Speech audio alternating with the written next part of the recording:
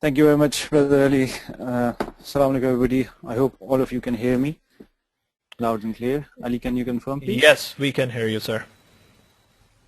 Okay, wonderful. So today there's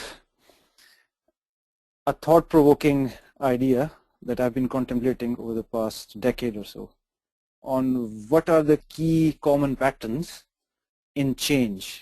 What are the key methodologies from global gurus of change, and how they map into what are the key principles they're going to draw into our change initiatives.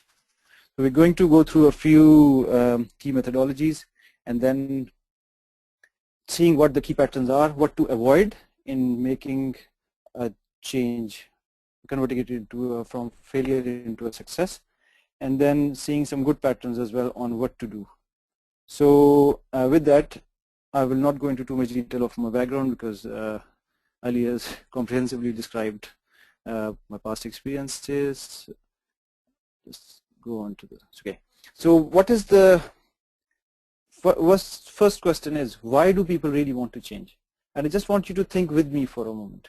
Imagine just this second. Are you the same? Just imagine your mind. The second that has just passed. Are you still the same person? Has anything changed in your life since the last minute?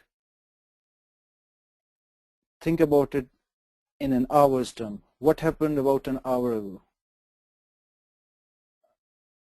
If you are with me, imagine what happened yesterday around this time. And you'll start picking up some patterns now. Imagine what happened last week on Sunday at this time. The moment we are born to the moment we go into the grave, that fixed time has continuous change as part of each and every moment we spend in our life. So from the birth to the death, everything is changing all the time, in us, around us, and everywhere else. This past minute was not experienced by anybody else in the past. So as this change is so inherent in everything we do, why do businesses want to change? They don't experience all of this as we do in our lives. The inherent challenges that the businesses face are quite common. There are some objectives they want to meet. And for those objectives, businesses have to change. There is no dependency on anything else. It's core value. So imagine with me, so if you look at the screen now, it depends on the perspective we have. When we change the way we look at things, things we look at change. I'll say that again. When we change the way we look at things, the things we look at change. Imagine from this boat and this island's perspective. It could be a moment of joy for a person on the island because it could be their survival. It could be a moment of interest or just fun that they saw somebody on an island. One is living for survival, hoping for a miracle, and the other one is just having fun. You can see at this picture so from so many different perspectives. But I want you to look at first the life that we discussed earlier. Every moment that we spend in our lives is bringing change. And then think about what is happening in your business. Can we stay stagnant? Is there any business that can survive while maintaining their current status quo? And let's explore that statement a little bit further. In the current economic challenging environment, all these recessions and these cutting-edge technologies coming in and the business is becoming global every day, and you cannot survive unless you are a global competitor and all sorts of things happening.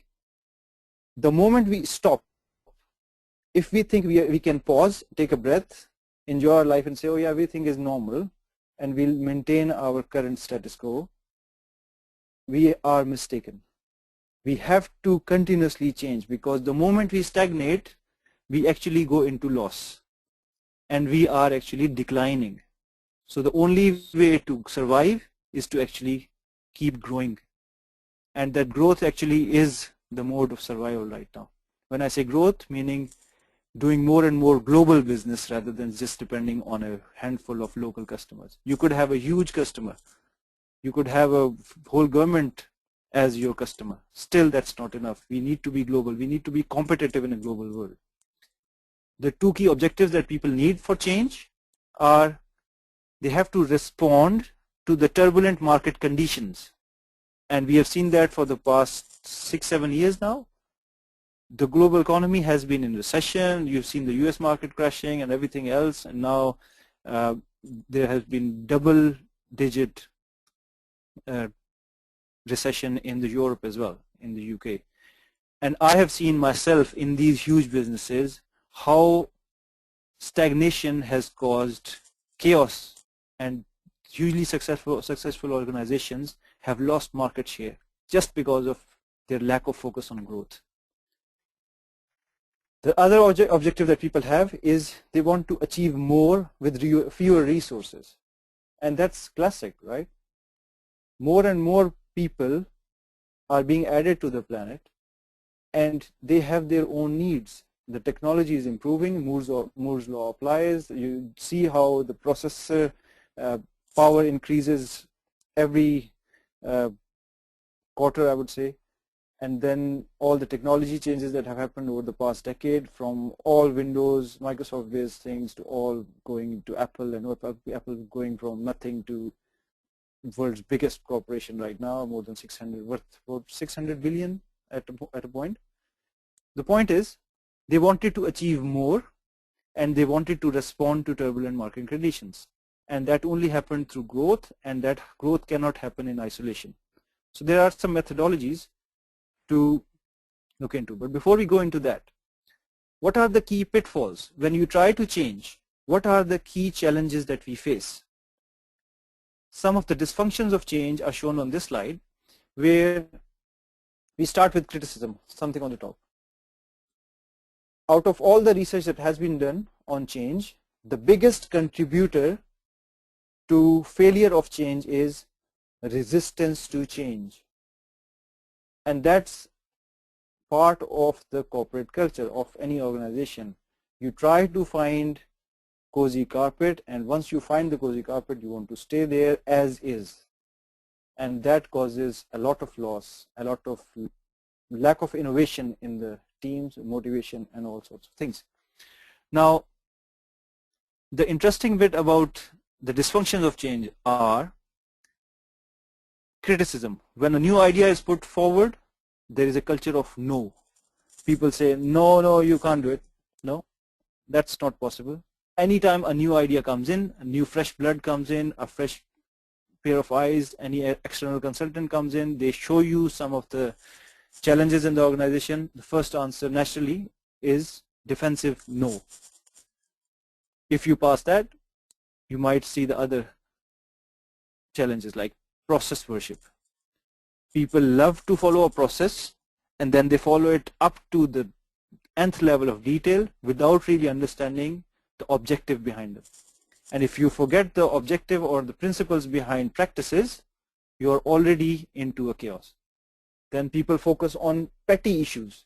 They try to solve small problems while ignoring the big ones. It's a classic example of people do not allow an ant to pass in front of them, but an elephant passes behind them and they do not notice. And that's the state of many organizations. They say, oh, we will not allow this process to change, and our procurement is like that, and we will not allow the small players to come in, and all sorts of things that they have within the organization.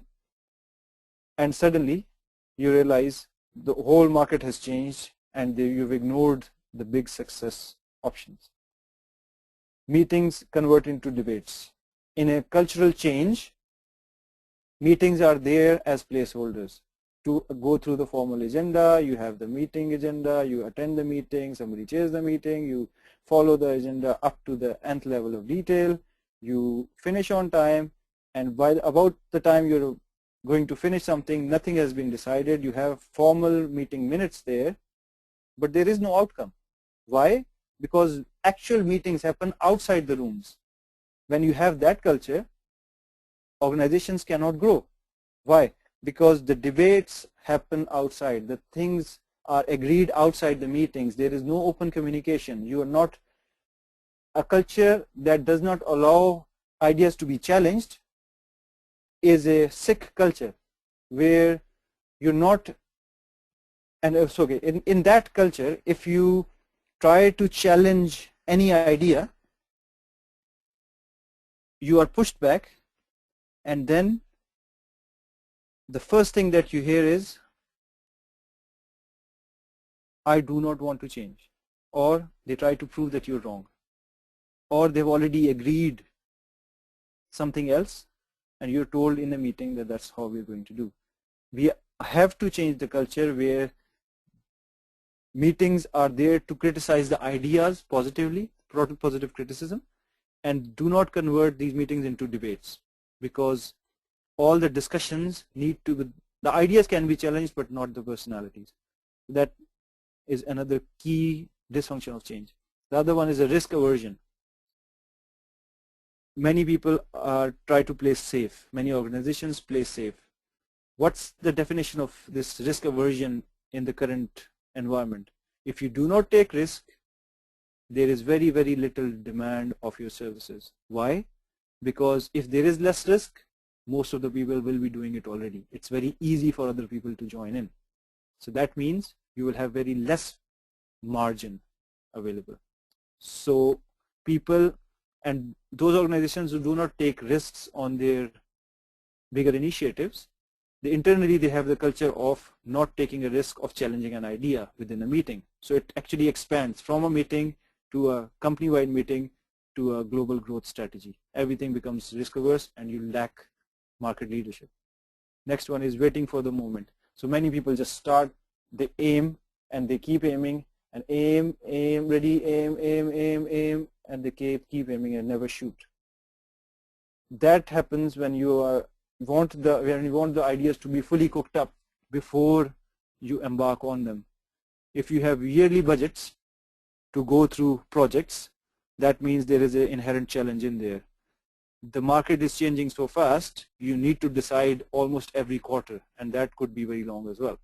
New initiatives have to be tried, they have to be experienced, they have to be fed back, customers have to see it, give their feedback, and that feedback has to be incorporated into the systems as soon as possible. All those things, they are dysfunctions to change. When you are not ready to take a risk, when you're not ready to challenge an idea, even though you might have a better idea in your mind, when you follow the process and do not understand why you're following a process, when you criticize ideas without really trying to understand what the other idea is. All those petty focus issues, they are controlling the resistance to change. And today I want to explore what we can do to overcome these hurdles. So the first activity for today, and can everybody please write in your chat windows, what does this remind you about change? The picture on the screen. Ali, if you can share some answers with me, I'll spend about 30 seconds on this. Sure. What does this remind you about change?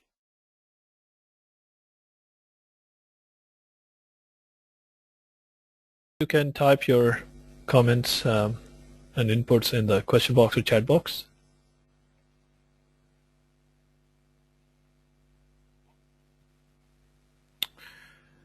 Okay, we have started receiving the first one from Mr. Zahid. It shows the eyes will not remain the same. Then from Ms. Sibyl Sahin is self-awareness. From Mr. Mirza, what is visible to the eye does not explain the humongous process beneath. We have Mr. Masood Rahman, the iceberg may be Titanic, however, it has very less to do with change. We have Mr. Ghani, changing an environment. And then we have Mr. Marot Daudov. There are more unexpected obstacles under the waterline that you can see at first sight. Very interesting. Okay. Yes. So based on those comments, yes, they are on similar lines. So what I wanted to communicate on this slide is what we see in change in our workplace is generally a tip of an iceberg. there's a lot that is unseen, and that is the culture of an organization. Cultural norms of the organization decide and define the growth potential of an organization. When we want to change anything in an organization, we have to do so much that is invisible from process point of view and from so many other aspects. I'll give you an example. What if you want to bring positivity and positive criticisms to the meetings? What would you do?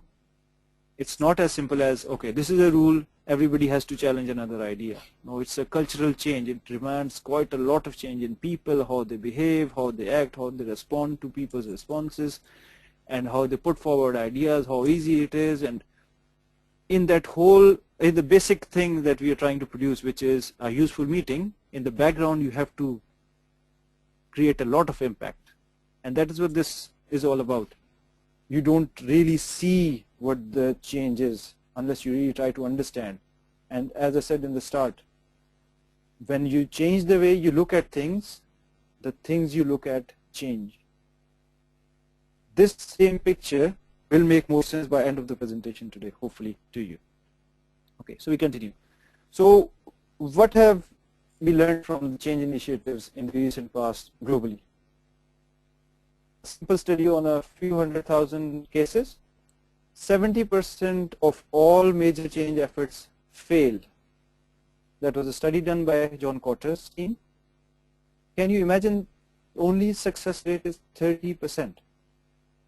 That's too limited. That doesn't make sense to invest in change. However, this is the only survival, the way of survival, and survival of the fittest, you remember, from Darwin and others.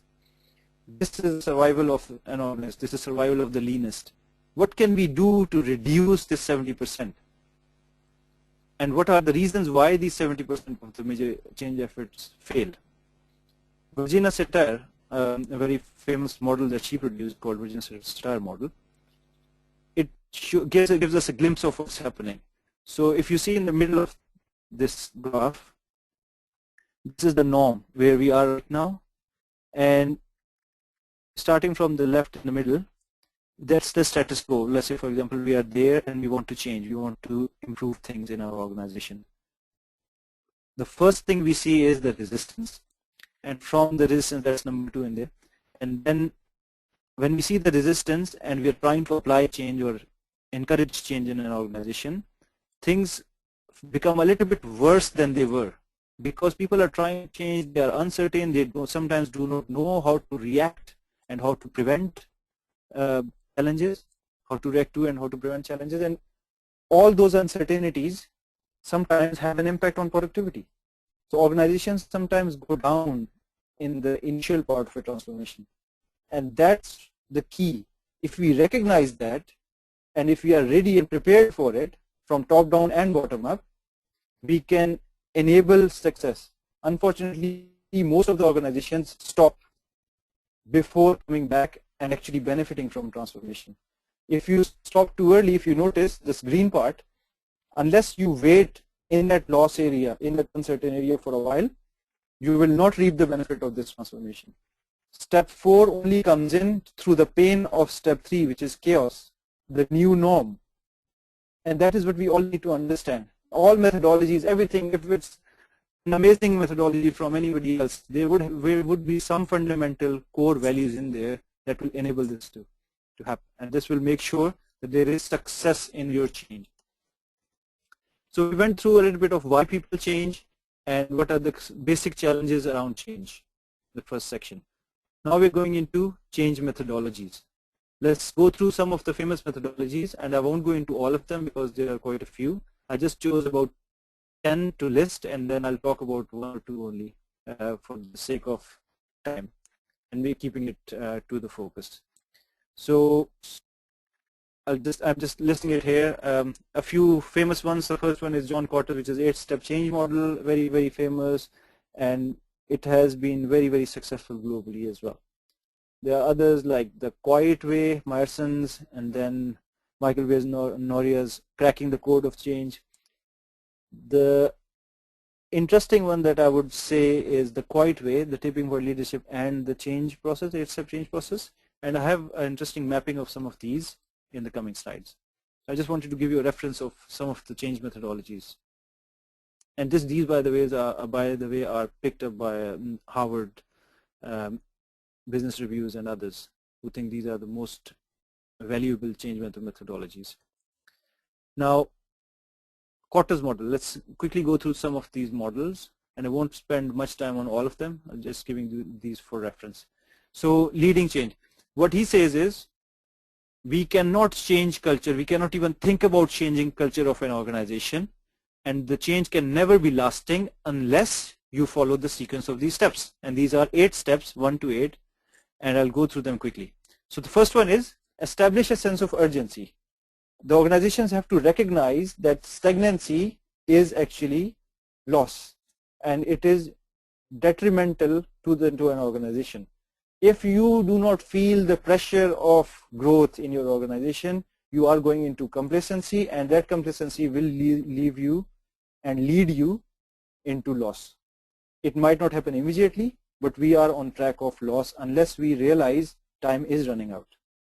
So the first thing he focuses on, we need to establish a sense of urgency, not only recognizing ourselves, but the core management leadership team and the delivery teams. They often have to understand that there is very limited time and the market window is very challenging to take care of. The next one is creating the guiding coalition. So once you establish that there is a lack of time, we need to find some similar-minded people, like-minded people. They think in similar ways, and they all are sincere to the organization. So they form a group, and they help each other in further strengthening the idea of bringing a change. Once you have that core group, you develop a vision together. So it cannot be built in isolation. It has to be as a group. So you admonish, you enable, and you admonish each other, and you guide each other to make sure that you're focusing on the same vision and actually bringing a positive change and making sure that it will be useful for the organization. And every organization has a unique direction, a unique challenge to address. The fourth step is communicating the vision for buy-in. Now this is very, very important because the guiding coalition we formed earlier, they created a vision, and that vision has to be communicated well with a lot of truth, a lot of transparency to the wider teams. Unfortunately, many organizations, when they're trying to go through change, they talk in closed rooms. Behind closed doors, they have discussions, they decide, and the first time the teams find out about change is when it's happening to them. That is actually quite far ahead. We should not do this because there is a natural resistance to change in teams. A better way is you start communicating. The core group starts talking to their subgroups in a wider audience, and you start adding to that, and you communicate that well, and you start getting the buy-in. You'll naturally have some resistance, but the intention is that we should be focusing on getting the buy-in from more and more people. That will help and enable the success of the change. The fifth step is empowering broad-based action. Now that in turn means a lot of change in culture, because imagine in a very strong leading organization where there is a lot of leadership, very strong leadership, you would tend to have full authoritarian control. Instead of being egalitarian, which is you give all control to people, you become authoritarian, which is I'll make all the decisions and you listen and you follow. That doesn't happen unless you have trust in people, you have truthfulness, you create a culture of honesty, and then you empower people to make decisions. When you delegate some tasks, give them the power as well. Unless you are giving power to make decisions on the spot to your subordinates, change would not come in. They will not feel trusted. Once you show trust, you'll get trust. And that's so important for any change to be successful. Now, once that empowerment is felt and recognized by the teams, they start generating short-term wins. So instead of just talking about strategy and saying, okay, 3 years down the line we'll be there, you have that vision and the direction, but you define the milestones, smaller wins that make and ensure and they highlight the success of your teams. Generating short-term wins is one of the most important factors in this whole model. Why? Because it brings in positivity, that feeling of yes, we can do it. And whenever you achieve something, even if it's short, you need to celebrate that in a wider audience as a team. And the barriers between the top management and the delivery teams, they have to be reduced. The communication has to open. Then those successes need to be celebrated, and then more challenges would come in. Interestingly, it doesn't become easier after that. Step 7 is never letting up. It's more to do with patience. When you start communicating your message, you become passionate about it, you have the team and you have all sorts of support around it. You have some negativity, that's fine, but those negative people could be very powerful. So you need to buy in, you need to help them, you need to persist, you need to enable patience in them, and you need to enable patience in yourselves. As a core group, as a guiding coalition, you need a lot of patience to live with those who are resisting change, because there could be a very valid reason for that. Even if there isn't, they are still part of the team. They could be very valuable. Having a guided coalition, and then with a lot of patience for each other, we can bring a lot of change in our culture. If with all that, so that sense of urgency, the guiding coalition, sharing that vision, communicating that vision honestly, empowering and delegating, trusting, and then enabling trust and defining short-term goals, and with patience, bringing all those things into the culture. And what does the culture mean? The culture is the thing that you feel when you walk into an organization. I'm sure you would have come across some organization that you walk into and you realize, wow, that's an amazing work environment. I have been to those, and I can easily distinguish that. The way people talk, the way you see things on the walls, the way people are communicating, and the way they communicate with you, and the honesty and the integrity, and the overall positive culture is very visible in organizations. It's just that it takes a bit of time to develop. So Cotter said that this is his model, and this is quite a famous and successful model globally. The next one is McKinsey's 7S model. This has been quite famous globally as well. So it depends on the style, the kind of staff you have. You need honest and integral people. You need patient people who respect each other. You need the right skills, definitely. You have the right structure. It shouldn't be all authoritarian. You need egalitarian and the control of competitive competition. So competitive environment in the organization, but that has to be a positive competition, not a jealous competition. The third, so first few are these, and then you have the right system. The key thing in all these 7S model, this 7S model, is the shared values. And we've talked about the values a little bit in the past. In Cotter's model, the values were the transparency and sharing the vision honestly, and then empowering the team, trusting them. Same in McKinsey's model. You need honest, trustable, and patient people. You need to be patient and truthful yourself. Be transparent, open. And that is a core fundamental of some of the theories, actually most of the theories that are successful. These are the methodologies that enable trust in organizations. And the style. Many organizations have a very strong and controlling style. The others have these coercive, and there's different management styles, leadership styles. The focus has to be cordialness and the trust. Okay. Then there's the ADKAR model. So you define there is awareness. Once you create the awareness of time that is running out, you create a desire in people that they should change. Once they get it from inside, they'll be acting on it much stronger. Once they have the desire, you need to make sure that you enable the gaining of knowledge in those areas where they lack skill. Once they have the knowledge, that doesn't ensure ability to do things. So make sure that that knowledge is utilized well in the organization and appreciated by all levels. So leadership has to recognize that the appropriate knowledge that was gained because of the desire for change is applied in a work environment. And then once the ability is there, then you reinforce. So you show and share the good examples, the short-term wins that we talked about earlier as well. Next one is, so I'll just quickly go to the ADKAR and the Lean Six Sigma model. So I have seen transformations myself where Six Sigma was the way to go, and then people recognize, no, this is too much waste of time. We are going for perfection mode. Let's make it Lean Six Sigma.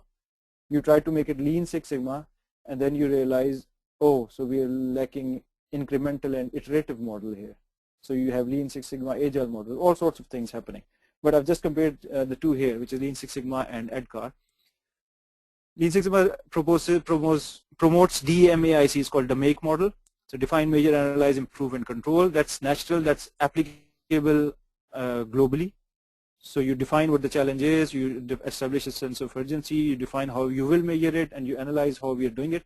Then you improve and apply those techniques, and then you measure again. And then if you're doing well, you control them. If you're not doing them well, you need to improve those and keep measuring them.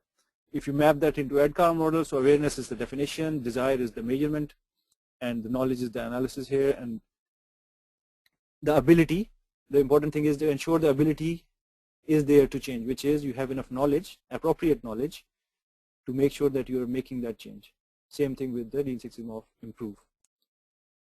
The reinforcement of change comes in with the culture. So again, you cannot control the culture unless you have done the first few steps. If you skip any of the above steps, there is a higher chance of lack of change or delay in changing anything.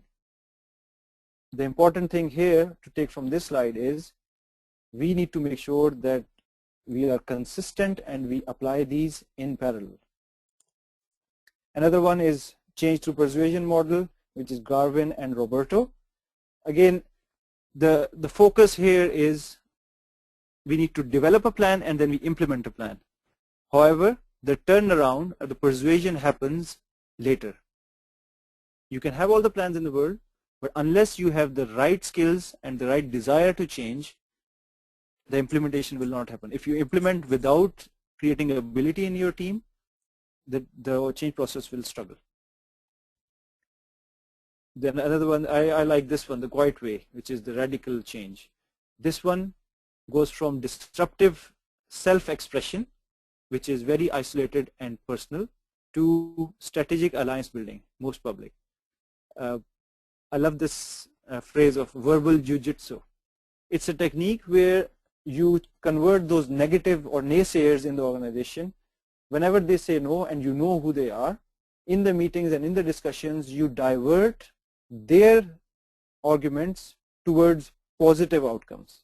So instead of contributing to negativity, blackbiting and slandering, you start using the same argument and giving it a direction where it becomes a strength for both of you. And ultimately, you go in a better direction. So the variable term opportunism is another interesting term here. That comes in when we have tried our personal, we have actually changed ourselves towards being more trustworthy, honest and patient, and then we start having an impact around us, which is we do not listen to negativity in a culture. For those who have experienced this, whenever there is a change initiative by the top management, there are some people who will get in separate smaller groups and they start talking negative about them. So it's a kind of a backbiting or slandering session, or you're just trying to make sure that you're all against it because there's somebody's trying to change you. The next one is strategic alliance. So instead of seeing everybody as an enemy or seeing that they want to change us, so let's leave them, we actually try to find strategic alliances where, yes, there are differences. You might not agree on 100%, but the important thing is what is a win-win situation we can find. Let's find a way where we can find something that is helpful for everyone. Another one is tipping point leadership, again interesting one, which is cognitive, political, motivational and resource hurdles and how to overcome them. I won't go into that detail in consideration of time. Let's do another activity quickly. On the screen, can you please, so in your chat windows, can you please write what do you see on the screen? in your chat windows. Ali, if you can share the answers in a few seconds. Sure. What do you see on the screen? Okay, we see written by Mr. Muhammad's start of change, and then Mr. Muhammad Zahid, change. Sybil wrote lots of white circles. Mr. Rahman, a black dot among white dots. Mr. Bhatti, white and black circles. And black spot by Misahin. Okay, very good. So people are writing, yeah. Mr. Muradov wrote, one spot is the true one, all others are empty. That's okay. That's a good one, yes. Okay, so the interesting pattern, if you pick up. The black doesn't change, sorry. Yeah, the black doesn't change, another by Mr. Ghani, okay. Interesting, yes. So there is a common pattern of your answers, apart from the last one. I think that hits the nail on the head. The first few patterns from the initial answers were you are seeing or you are comparing one from the others. That's how our culture is. That's how our society guides us. That's how our schooling system works. So out of the class, if a teacher asks a question, the first person who raises the hand, he's different from the others, right? Or if he's the only one who knows the answer, what happens? Do you feel they get a feeling of animosity towards them? Why do they know it? Many people get that feeling. If they're smart, they have been smart, become smart for a reason, right? They have put the effort in. However, they might not be the right person to lead the organization as well. It depends on what attributes they have. The things we learn in the school, we need to recognize now.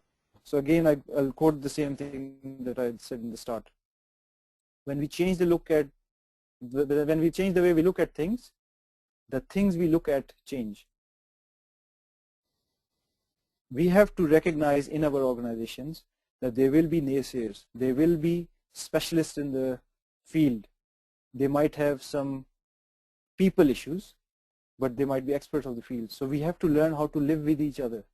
This black spot could be the critical reason why the whole organization exists. However, there are times when we've seen this kind of naysayers who disrupt change, who completely disagree to change people as well. So I'm not saying you have to keep trying and pushing the ball all the time. There are times when you have to let go, yes, I agree. However, that is the last resort. We need to find ways of strategic collaboration. Okay, and that's the message from this one. Now I come to the patterns, and I have about 18 minutes. Okay, so I'll try to finish this in 8 minutes, and then we have some question and answers. Okay, so the common patterns from the methodologies we have just shared and the activities we have done. All these models had series of phases, and when I say series of phases, meaning the first phase does not actually complete, it just continues and you add another phase. So if you look at the arrows, step 1 continues from start to end, and step 2 starts a little bit offset, and then the next one and the next one, the step and in the end. All of them have to continue. So that means it's a series of phases. However, it's a continuous activity. And the second bit is time. One is a sense of urgency. Yes, the time is running out and the global competition has to be met with full force, and we have to be ready for it with the right culture in the organization. But we need to recognize that there is very little time. The time to market is very small. Otherwise, the competition will take over. The third one is skipping steps. Now, if we skip any of these steps in any of these change patterns, the methodologies we just discussed, you'll realize it will slow down the change process or completely disrupt it. And that is a curse on change. And that is where 70% of the failure comes in. How? The steps in some of the methodologies are, they serve as a foundation for the next one. So it's like jumping a step. You might be able to do it when you're walking up the stairs, but you can't just jump up 10 stairs on the go. There is a way to move up, and as the solid movement upward, a solid upward movement has to be based on a solid foundation. So how does that work? We have to be very consistent we have to maintain the momentum.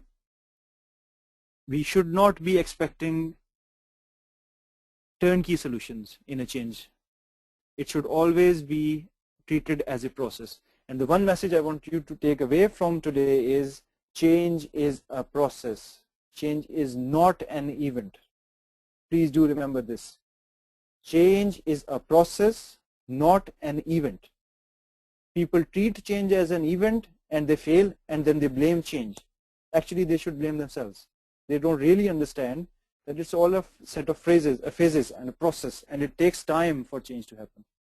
So with these common patterns amongst methodologies, let's do this one more activity and we'll go into the final conclusion of this presentation. What do you see on the screen? How does it relate to change? Ali, if you can get the answers quickly. Sure. I'm just going to hold.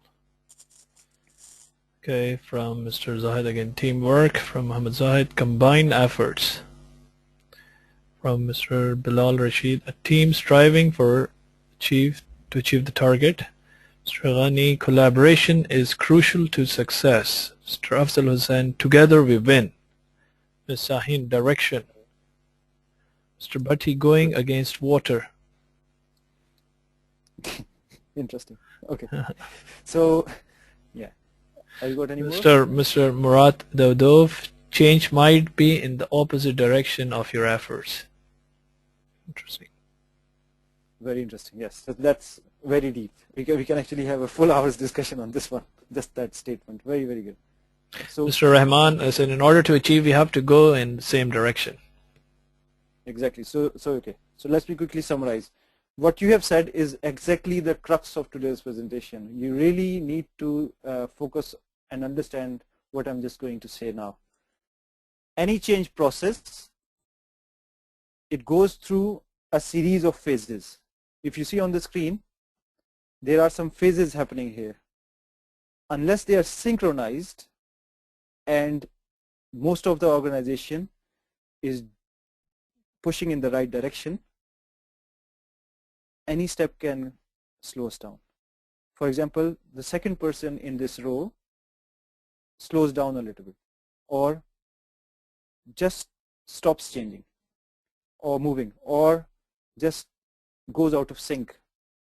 What would happen? The overall flow of the organization will slow down. And that is what actually happens in change management as well. You cannot skip steps. So if you skipping steps creates only the illusion of speed and never produces a satisfying result. You can have an illusion of speed, you can move the hands very quickly, but it might not produce any results because you're not taking the people around you with you in a similar direction. Again, you're pushing backwards in the other direction to move the other way sometimes. You might not get the results immediately of your forward movement. Still, it could be for the greater good. So you have to live with the initial decision. Remember the Virginia Satir's model as mentioned in the start? You have to be patient to be able to recognize that there will be a positive impact of our efforts. But we have to be patient. There could be initial chaos, but later on we'll get all in sync. Okay. So with that, I'll just quickly summarize what we have learned. To create or bring a positive change in the culture, we need to play with three things: the logos, the pathos, and the ethos. If people are very intellectual in an organization, you need to use logic to help and convince them. And when I say logic, they might need numbers, they might need formulas and all sorts of mathematical models and everything. That's fine. For those who have more feelings, we need to make sure that we cater for their emotional attachment to their work, to their day-to-day activities, to their job, even to their desk. Some people do not want to change their desk. They've been there for 10 years. We have to be very, very cautious of people's emotions. That's why sometimes logic works and emotions fail, and sometimes emotions work and logic fail. However, ethos, the core value of any organization, is the character. this never fails. As long as the leadership has a consistent character, they walk the talk, they make sure they lead by example, they are respected by the organization, even if they make mistakes and they are honest about them, the teams understand. However, when the leaders are secretive and do not share the values, ultimately there is a lack of communication, and what happens is the leaders lose power of persuasion. The three things that I mentioned earlier were, if you are an authoritarian leader and you do not care about the egalitarian models, the way people, there are some people who do not want to be led. They are wonderful team players, but they do not want leadership. They know the direction of the organization at a higher level, and you need to let them loose. They'll produce wonderful stuff. If you prescribe their steps, they'll feel awkward and they might leave the organization. They might not produce the results that you want them to produce. So please make sure that you understand there is a logical relationship, there is an emotional relationship, but the most important relationship is of character. That's with truthfulness and patience in all those models. What does the Quran say? What does the Quran say about bringing comprehensive change? And that's where I found very interesting thing in Surah Asr, chapter number 103. If you notice, the common patterns from all those methodologies and this shortest surah of the Quran, you imagine. The translation says, time is running out, most of the change or the mankind is in loss. Remember the first few sentences I said? Every second is different from the past. Every minute is different from the past. So the whole mankind actually is in loss. Any change that is happening is in loss unless we are fulfilling the four conditions. Any change within us or around us, within personal context or social context or entrepreneurial or enterprise concept. Everything requires four key attributes, the pillars. And they are, so the last ayah, except for those who believed, done the righteous good deeds, advise each other for truth, and advise each other for patience. Can you imagine? The shortest surah of the Quran gives you a full change management model for personal level and for all levels. How it sums up? 6 things mentioned here. Time is running out, humanity is in loss. So you imagine from Kotter's model, he said 70% of the change fails. Allah Ta'ala says in the Quran, 100% of the change would fail unless you have all these 4 conditions in play. The sense of urgency, and then there's faith, the righteousness, and faith can be subjective in this scenario if you're working in an enterprise. You need to have faith in the vision.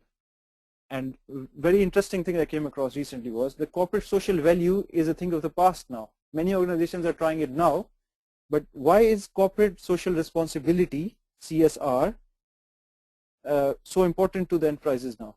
Because they know there is no survival without it.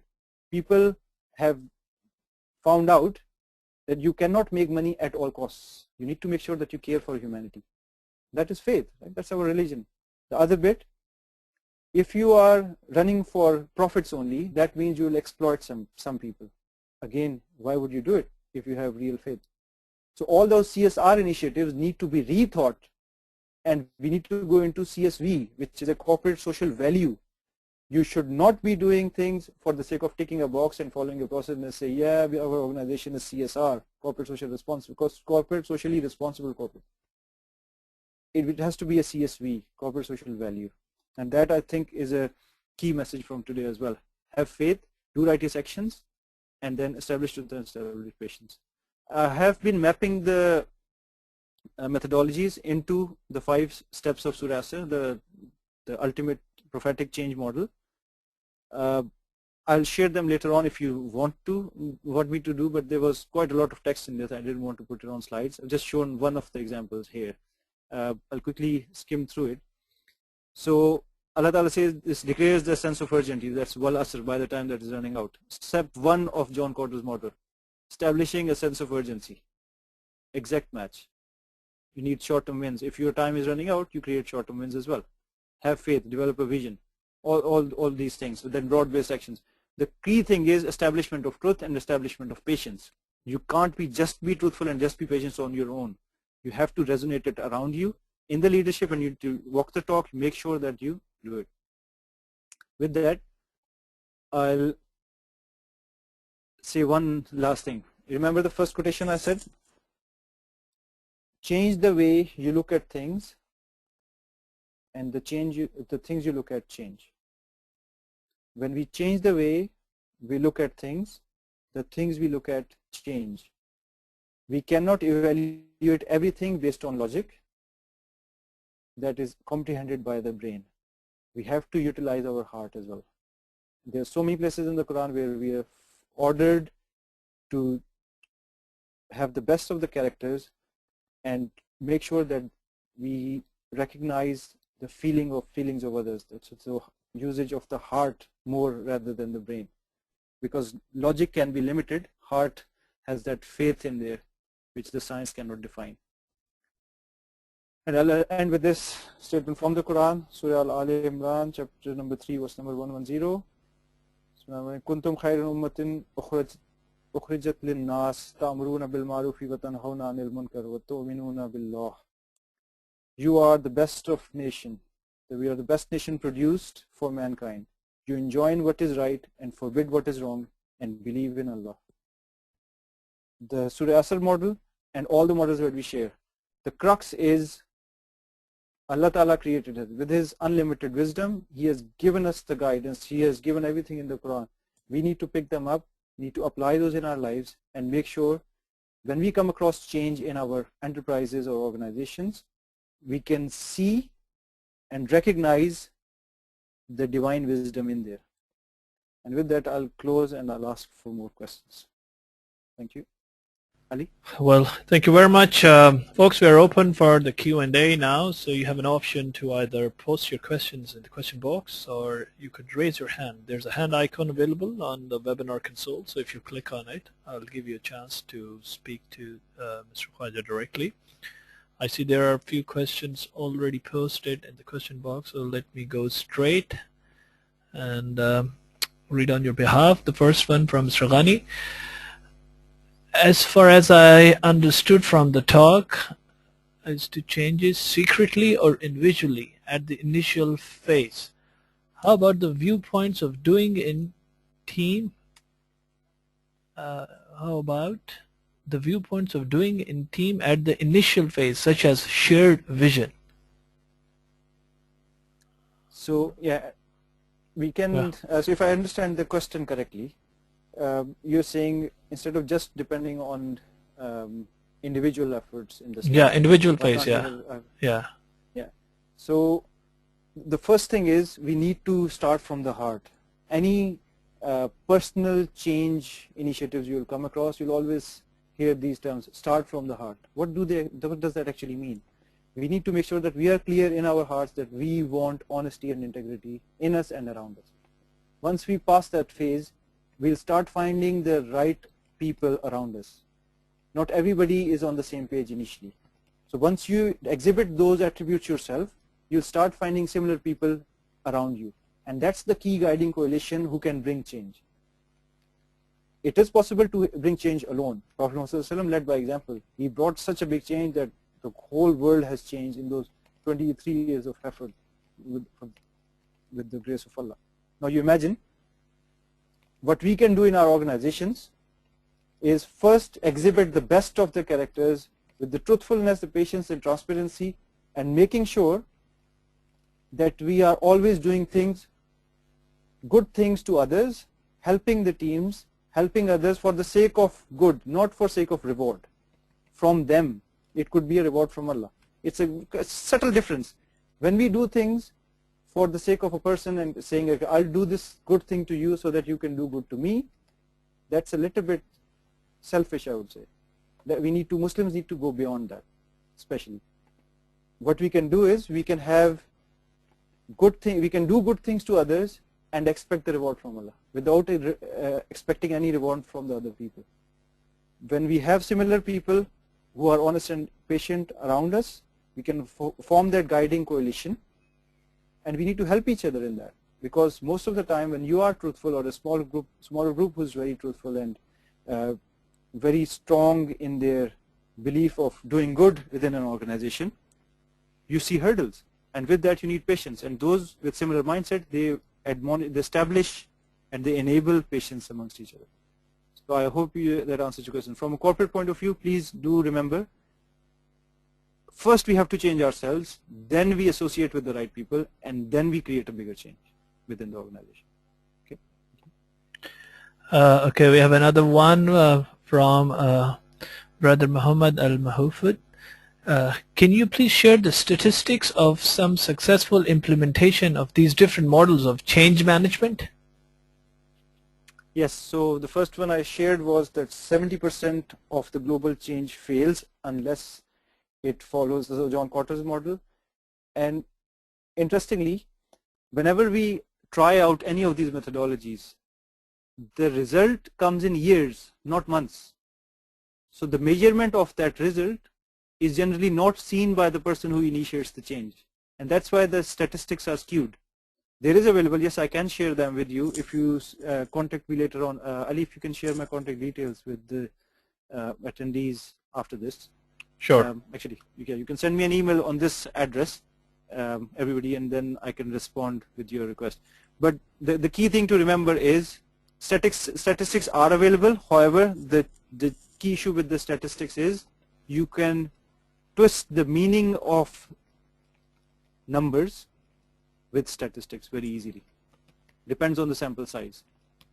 Many amazing changes have been brought in without really having a formal methodology in place. However, the key principles were very, very strong, very similar. That's what we wanted to discuss today. It wasn't about the methodologies, it was more of what are the key patterns that fail a change or make a change successful. Okay. Okay, we have couple of questions from Brother Murat Daudov. The first one, whose is this phrase, when we change the way we look at things? That's the question number one. And I'm sure Naveed is going to say it, so Mr. Naveed Khwaja. No, it's not. Okay. No, I'll give you the reference. Yes. Okay. And the brother has asked the second question. Could you please tell more on the difference between CSV, the corporate social value, and CSR? Okay. I believe these are the two questions asked by Brother Murat. Okay. So that's a very good question. Actually, this is a very important topic that I've been working on. The interesting thing is, I wanted to do a webinar on just this topic, why we should be getting away from CSR and should be focusing on CSV now. And I'll try to summarize the answer because it's a big topic.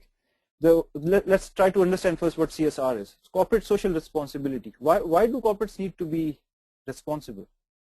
Because they have been very, very irresponsible in the past. Just to reduce the cost of manufacturing, they've been exploiting the manufacturers. When they exploit the manufacturers, what happens then? It further exploits the people below them, who are the actual service providers. When they are exploited, they exploit their employees or their contractors. When they are exploited, the society is being exploited. Why? Because there's child labor, there is so much negativity going on. That is all part of the past corporate culture. Now, corporate social responsibility came in to bring in honesty. That is, do not exploit people or the society at the cost of, just for the sake of making a profit. It's very, very important to understand. But then when they came in, they started creating a methodology out of it, and this started certifications around it, and you have all these tick boxes to go through, and so everything is fine. However, that's only by following a process. It's still not producing any result. The result is only produced when you focus on value. Why you are creating why is a corporate trying for a social responsibility? It has to be valuable to the society, not for the sake of profit. Again, if you are CSR, you can still be completely wasteful or completely against the social norms. CSV will enable how people, responsible or enterprises, do some valuable things for the society, have some nice initiatives that are local to the wherever they are serving. Okay, so instead of just, I'll give you a simple example. Tesco, which is the biggest, it's the Walmart of UK, right? It's huge. Now, why would Tesco require all their suppliers to go on biodiesel? So they do not want their suppliers to come on other diesel which produces a lot of carbon footprint. Okay, that's fine. That could be a corporate social responsibility. However, the corporate social value in there would be, where are they sourcing their stuff from? Who is so making sure that they are having nice initiatives like helping the local schools, making sure that the society benefits from these initiatives, healthy meals, healthy lifestyles, all sorts of things. Instead of just reducing the cost of food, they need to make sure that it has a positive impact on the society as well. So I'll just try to summarize it there, but this is a big topic, so I'm sorry I can't just limit my answer to a few minutes. If you want to discuss, I am happy to discuss it later on. Certainly, I think we would request Naveed at a later stage to do a webinar on CSV. Let me move to another one. There's a hand raised from Brother Ali Muhammad. Brother Ali Muhammad, can you hear us? Could you please ask the question? Yeah, could you hear me now? Yes, we can hear you, sir. Could you please introduce yourself? Thank you very much. Yeah, this is Ali Muhammad. Thank you very much. It is really great presentation. Appreciate it. I have seen the Qatar model. It is well known. The thing which I'm facing in general, actually, in change management, there is no methodology like, PMI. You have documents, you have templates, and this is what we are missing in change management.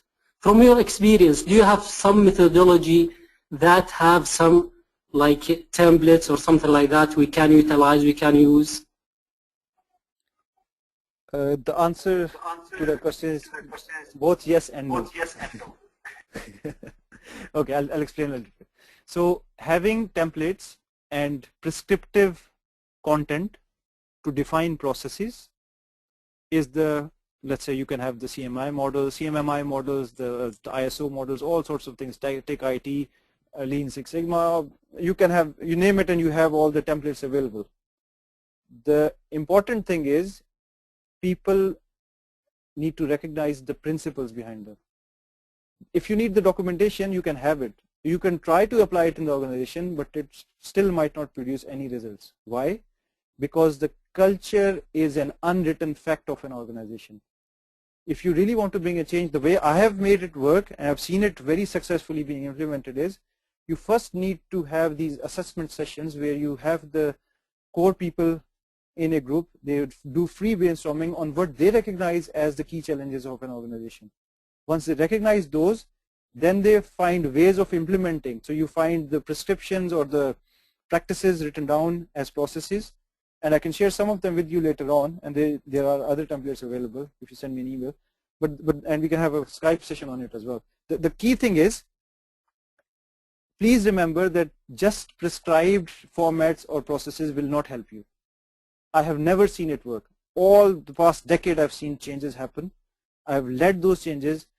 Prescription is the last thing that happens. There is a culture that has to be established. The values need to be incorporated, doctrined, and lived by the leaders and the people. And that does not happen unless you engage with them truthfully, with transparency, and with a lot of patience. So, so the first part, can I give you the templates? Yes, you can find it. They're freely downloadable. There's so many things available. There's a recent one called SAFE framework. It gives you quite a lot. Doesn't describe everything, but gives you a lot to implement. But then why would you change something for the sake of change? It has to be valuable for the organization, right? And how do you define value? With those initial brainstorming sessions with the key team members and the key leaders. So what I do when I go in organizations is, first thing is try to understand what they think is their problem, and then help them understand and map a vision in there. And we need input not only from top down, we need it from bottom up as well. So we need to have focus group sessions with the delivery teams. So that takes about a couple of weeks to have those sessions and summarize things and define a strategy together. So we can talk about it later on, inshallah. But I'll share the some material with you. I'll share the some material with you. Okay, Brother Muhammad, do you have any supplementary question? Thank you very much. Okay, thank you for your question. Thank you for your question. Let me move to another caller. We have a hand raised by Brother Umar Bhatti. Brother Umar, can you hear us? Yes, I am hearing you. Yes, brother, could you please introduce yourself and ask a question? My name is Umar, and I have a question regarding a scenario-based question, which is linked with this topic. My question is that if an organization, 15 to 20 years old organization, and progressing day by day, a top management thinks there is required any change, and then when a person is hired or a task is delegated to some management executive, then middle management think that why this organization needs change when organization is progressing day by day. What is the justification of this argument that why change is required when organization is progressing day by day? Okay, so the first thing we need to ask is, when the organization is progressing day by day, where is the empirical data? Are you market leaders already? Are you the Apple of this time already? If you are, then we can have another discussion. But if your organization exists for about, let's say, 10 years, and you're trying to grow, and you have seen success, do you have any competition in the market? If you do, then you are not the best.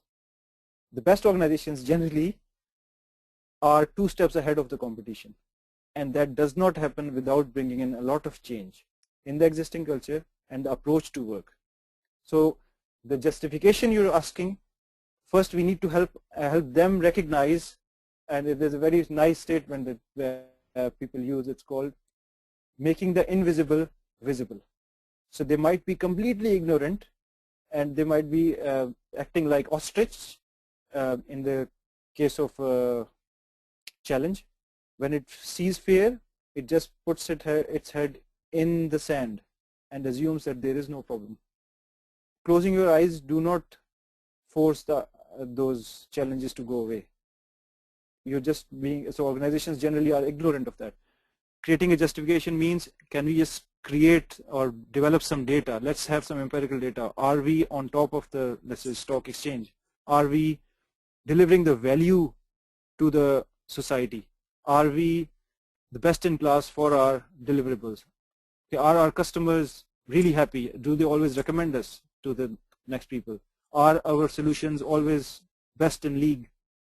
If that is the case, then I can agree the existing culture is enough to continue for a while. However, I doubted that many organizations can claim this. Okay, I went through details of some of the best organizations in the region, in the Govt region, and Albeck came in, and they have this amazing culture within. The productivity, the innovation, and the motivation of the staff, and their dedication, everything is amazing. But still, they're not global leaders. They might be doing very well, but they need to do more. They're not the Apple of this time. How did Apple reach there? World's biggest corporate in just a few years, from nothing to everything kind of thing. So we need to ask those questions, empirical questions. So the very basic answer to this question is, can you gather some facts around what is the numerical value of our growth in the last, consistent growth of the last 10 years? You'll get the answer anyway. Well, thank you very much, Brother Purdy. Do you have any supplementary question, or should we move to another one? Thank you. Thank you very much. Thank you very much. Thank you very much, Ms. Purdy. Let me move to another interesting question. I know we have a couple of more questions, but we're running. I need to Sure. answer the first one first. So remember you asked me whose quote it is? Yeah, whose code was it? And it is Wayne Dyer, W-A-Y. I'll write it in the chat window. Oh yeah, Dr. Wayne Dyer. Yeah. Yes. Yeah. Okay. Yeah, quite famous author also. Yes. Another one on organizational culture. How should one go ahead to assess a formal culture of an organization? Is there any given approach and methodology to evaluate organizational culture? Yes, the simple answer is yes. So there are ways to judge or evaluate a culture. However, it takes a lot of time to recognize what the need for change is. For example, the culture is the only thing that you live and breathe and do not document. If something is not documented, how can you pass it on to other people? It is only through people. It is as simple as it's actually authenticity of testimony. People have to believe and agree to the way people are honestly telling you that that's how we do work, and that's only through action. So assessment, if I do an assessment of our organization, I conduct multiple assessment sessions with different teams and try to find out, is there a culture of dishonesty somewhere? How patient are people and how resistant are they to change? If they are very, very truthful, you will see that. If they're not, you'll recognize that very easily as well. That's the first measure I use. Why? Because many people are oblivious of small lies in an organization or small dishonesty, and that adds up. The culture should prevent that. Okay, and that has to be controlled on a personal basis, on a social basis, and with structure as well. So assessing directly, I don't see that as a easy possibility, but there are ways to, there's a kind of a checklist you can use to say, okay, what am I going to see in this organization? So you walk around, talk to people, and recognize things. That's what I generally do as well. I go in an organization, I don't say much in the first few weeks, couple of weeks generally, and I observe and make notes and talk to people and get their ideas on how they are feeling about running out of time. It's very, very interesting question. If you feel the sense of urgency in your organization, that means you are alive, because change is the definition of life. Okay, I hope that answers the question. If you have further questions, I think it's a very interesting discussion. Send me an email and we can have a further discussion on it.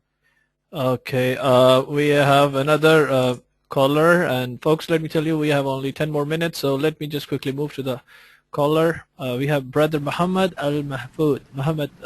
Brother Muhammad, can you hear us? I've just unmuted your microphone. Brother Muhammad? Brother Muhammad, I believe you have muted your microphone yourself. So let me see. Okay, Brother Muhammad, can you hear us? Hello? Yes, we can Hello? hear you. Yes, we can hear you, yes, brother. Could you please introduce and ask the question, sir?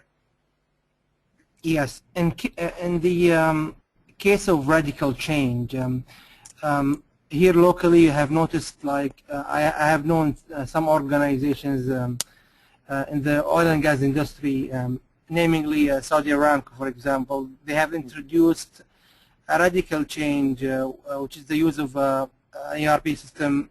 I wouldn't say the name or the vendor just to, but they have introduced it through a radical management decision.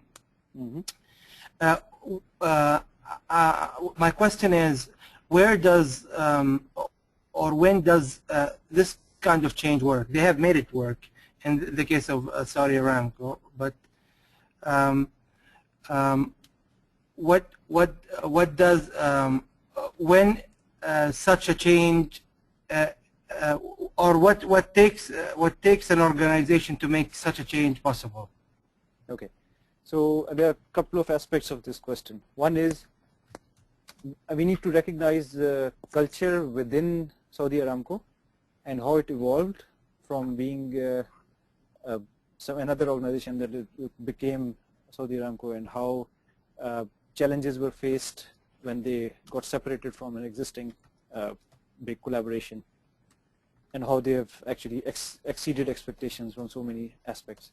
The key thing to remember here is it all depends on how much resources you have.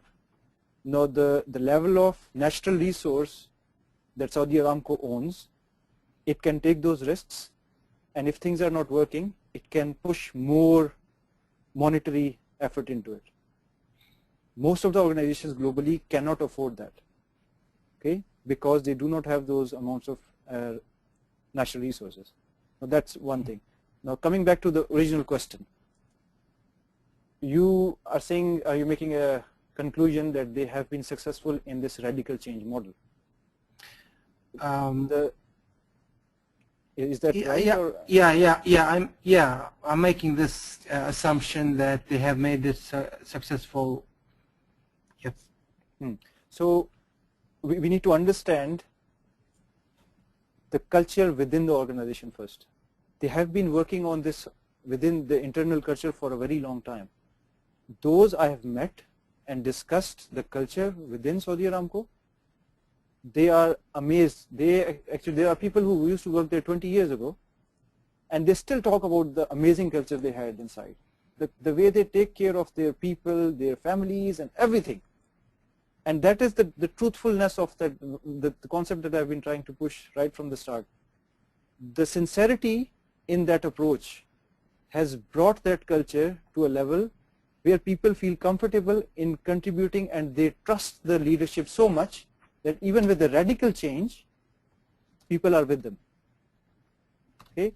Now that again is a very rare case study.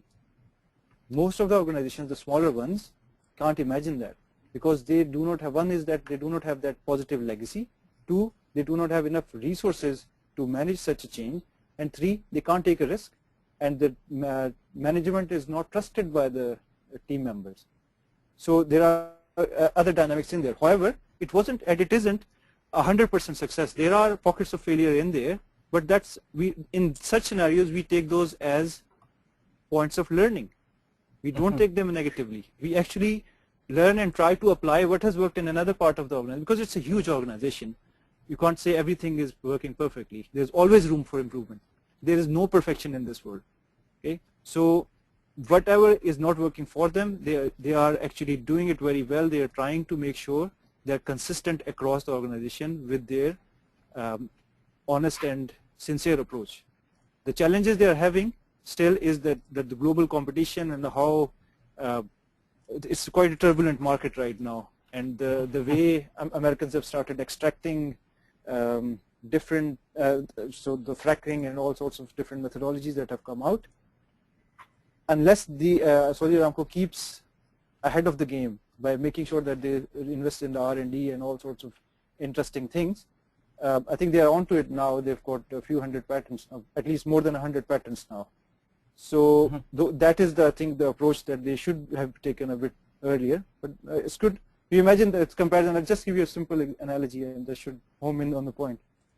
I personally have 5 patents, and Saudi Aramco, one of the biggest organizations in the world, has about 100. Is that comparable? Of course not. Of course not. You're an individual, and they're an organization. Yes. Yeah. So my personal discipline allowed me to have those. If we had established that discipline in Saudi Aramco about a few years ago, we would have a few thousand already. So the great thing is they are moving in that direction. Hopefully it will create a culture of innovation, and because innovation is very, very close to my heart, I help organizations become really innovative, because I've seen it myself how it works, and that's the strength, that's the core value we can bring into, and we can share those. So again, I'll answer this with another way as well. The CSR and CSV concept. Instead of just creating a corporate social responsibility of saying yes, we are helping all these local businesses and the environment and everything, creating a social value would be shared patents. Why not encourage the team members to say, you will have a stake in our patents. So if you won't own them, we will have co-ownership of patents. And you will see the patents flooded from within the organization. It will be amazing change. Just one idea, it could create a radical change that they might be mind-boggling for them actually. Okay. So hope that answers the question. Thanks a lot. That pretty much covers it. Thank you. Well, thank you very much, Brother Muhammad Al-Mahfoud, for your question. And folks, we are really now out of time. However, let me take just a couple of questions, Brother Naveed. One from Brother Muhammad Rashid. What factors should be considered for selecting a leadership team for a change process startup?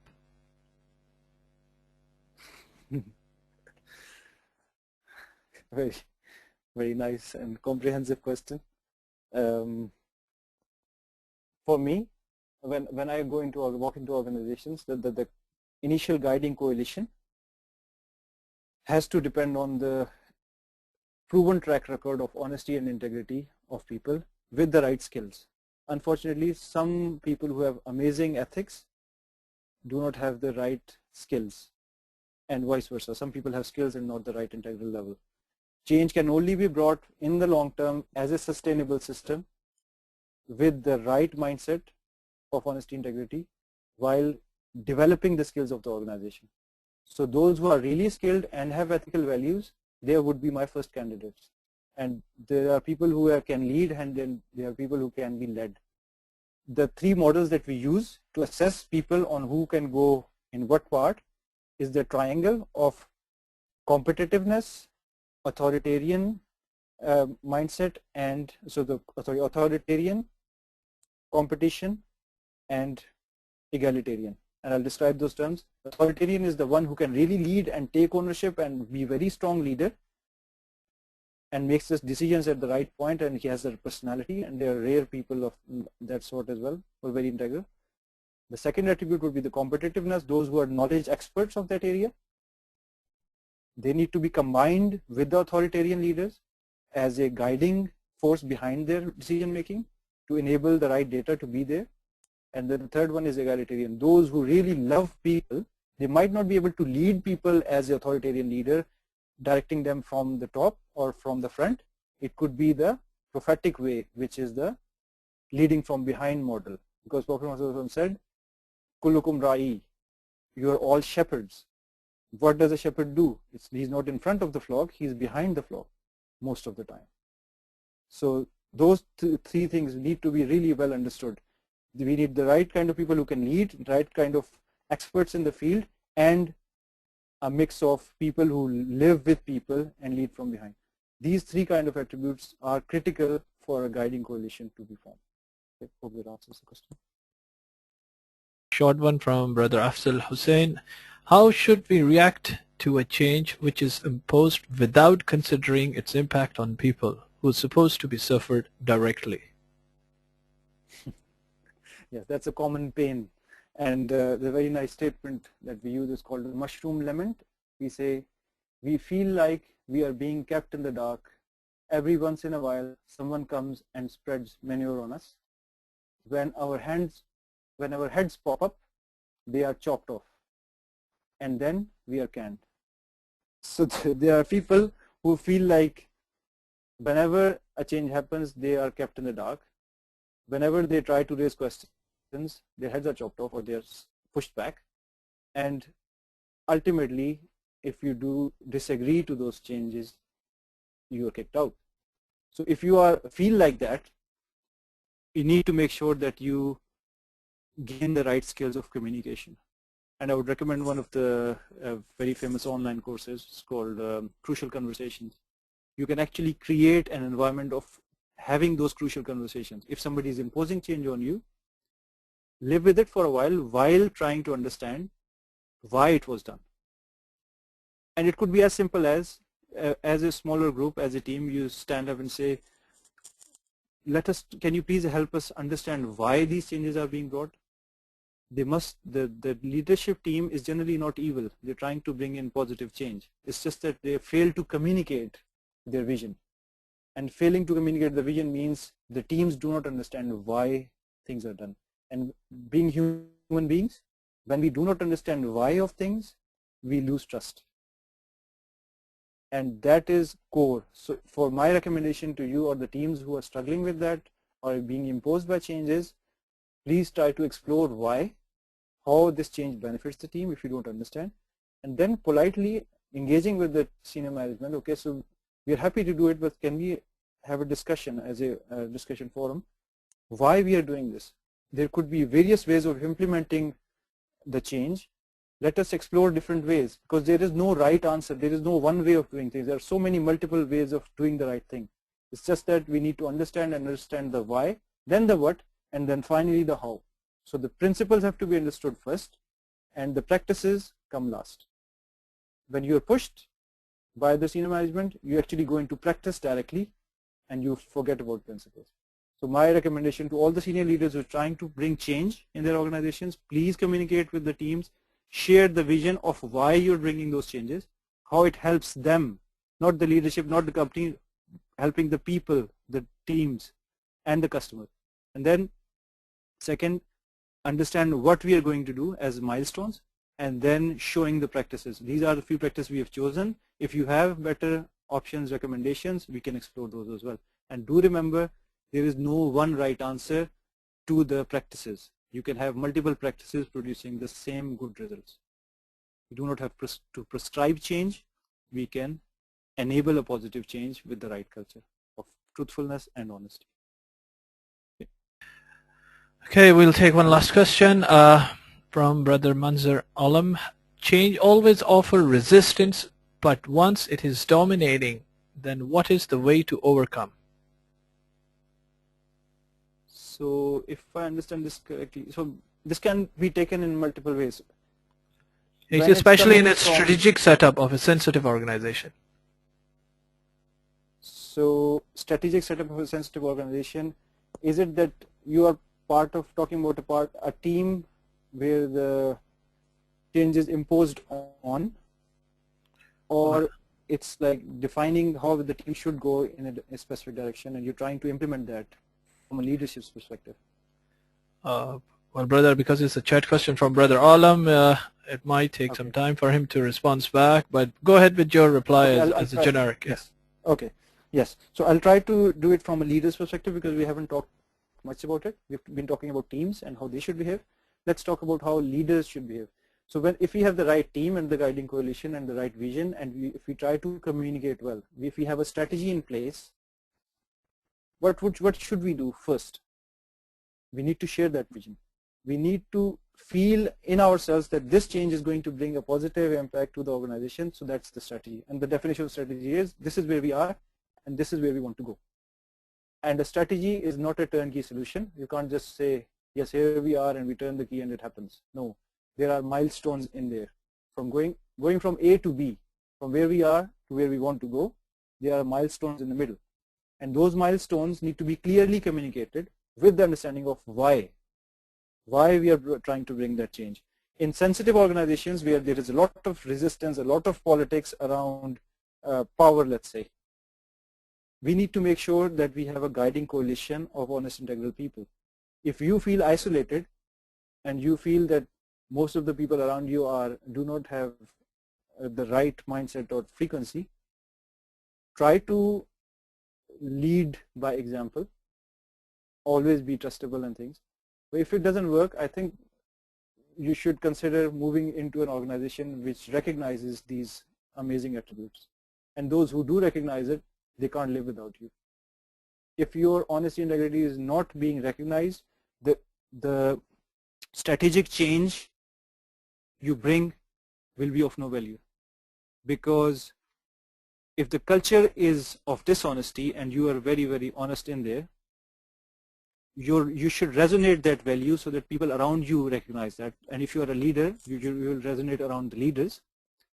And when you have a few people demonstrating and leading by example in their organization on how a positive change is being brought, leading by example, supporting those pilot projects that are of a new strategic vision, share those success stories with the wider audience. There will be some people who do not trust you, or there are some people who just try to negate you or move you to a sideline. You need to handle them with data. So remember the logos, ethos, and pathos concepts? Those who do not trust you, share the logic with them, share the data. They will have to accept and believe in that. If there are people who are very sensitive, use the pathos, which is the feelings and emotions, and making sure that you recognize there are people, everybody in the team is a human being, and human beings have feelings, we have hearts. Okay? And then the character, which is the ethos. The values and the character will ultimately have a positive impact. So strategy does not work on its own. The milestones have to be achieved in a smaller increment, the short-term wins, and those short-term wins need to be well measured, and the data has to be shared in the with the wider audience, saying, see, this is how our strategy can produce success. Let's try another one. Let's try to expand. So it's from inception into a proof of concept, into a scaling, and ultimately you have the overall policy change. Hope that answers the question. Well, thank you very much. That really brings us towards the end of the webinar. We have a couple of more questions, but folks, we're really pushed on time, so we'd appreciate if you could directly email to Brother Naveed, or maybe we'll have him in near future for another series of webinar on which we can continue the Q&A. But Brother Naveed Khwaja, we really appreciate your time for giving us this very intriguing presentation. There are a lot of comments, and especially people are appreciating the comparison that you have given of Cotter's model with Surah Al-Asr. Lots of them are asking about the presentation copies, and folks, I have broadcasted a link on the chat box from where you can eventually download the presentation copy of this webinar and watch the recorded version in the next couple of days. But you could equally access the archive section of webinars from the same link. Brother Naveed, any concluding remarks you have before we dismiss out? Yes. So one last message from you. If you do not agree to anything I've said today, please send me a message. I'm happy to discuss and correct myself if I've done something wrong. I apologize to those who might have offended with my comments. But what I'm trying to do is trying to find ways of sharing the thoughts and just making sure that whenever we open the Quran next time, it's not a book of divine texts just for the sake of reading. They are amazing pieces of wisdom in there. Let's pick them up. Let's share them. If you have some ideas, we can explore and develop them further together as well. I have a feeling that all the answers, all the famous theories in the world are actually rooted in the Quran. Unfortunately, we haven't picked them up yet. So let's do that, inshallah, as a group. Very much. And the final, sorry, go ahead. Go ahead. Bit is, yeah. Yes. So if your organization is struggling with the change and you want to make sure that it's lasting, please send me an email. I'm happy to arrange a half an hour free consultation with the assessment of your organization, and we can take it from there. Our organization operates globally now, so we have been offering services in the Gulf area. So initial sessions on Skype, and then later on we can have face-to-face as well. Thank you. Well, thank you very much indeed. As they say, change is inevitable, and the only thing which is constant is change also. We are glad to see there's some real-time impact of this presentation. I received some comments from Brother Murad that he is making some changes on the website based on the input he has received on this presentation. Right now from, I think the word CSR has been changed to CSV on their official website. But once again, thank you very much, Brother Khwaja, for your very, very interesting presentation on the change management. And folks, thank you all of those who participated in this webinar and made it an interactive experience for all of us. I apologize if I could not take your question or read your question on your behalf, but Naveed's email is being displayed on the screen, so you could always write to him. Feel free, as he has mentioned. So thank you all, and I'm going to end